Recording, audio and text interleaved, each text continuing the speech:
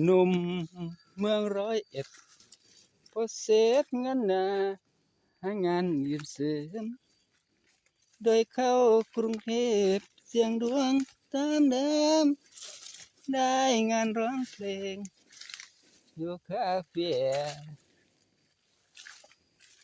อยู่กรุงสักพักก็ได้รู้จักกับน้องเมียเธอเป็นสาวเสิร์ฟหน้าสวยหุ่นเทบ้านเดิมของเมียอยู่ขอนแก่นทำอีททำก่อเกี่ยวเคียกก็หอรสชาติก็หวานที่เป็นนักร้องต้องเสิร์ฟอาหารทันสายสัมพันธ์เท่าเหนียวแน่นเลิกงานคืนไหนน้องให้ไปส่งจนถึงห้องแฟนหนุ่มเมืองเกินกับสาวขอนแก่นรักกันแน่นแฟนในกท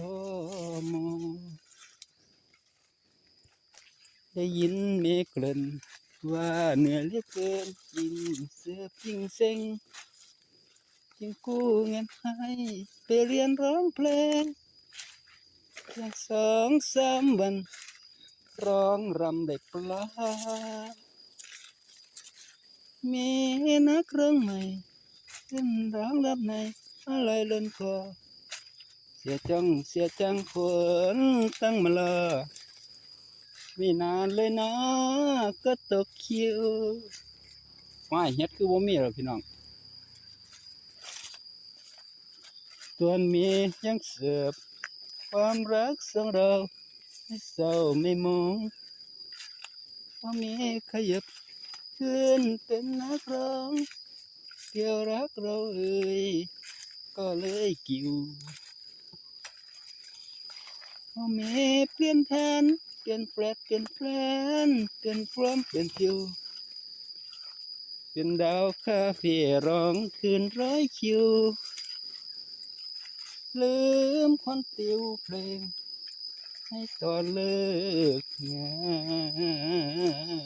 นไปเลาะโขกไม้ก่อนพี่น้องบ่มีเห็ดได้เห็ดไข่1 ดอกกับเห็ดยังก็เห็ดตีนตำเนาะไปหาเลาะโขกไม้ก่อนพี่น้องเนาะไปหาเลาะน้ำกันแบบเอาโขกใจดีโอ้ฝนที่มาแล้วต้องใส่สิเลยไปหาลัดป่าแล้วกันวิธีบ้านขอบคุณครับสำหรับการรับชม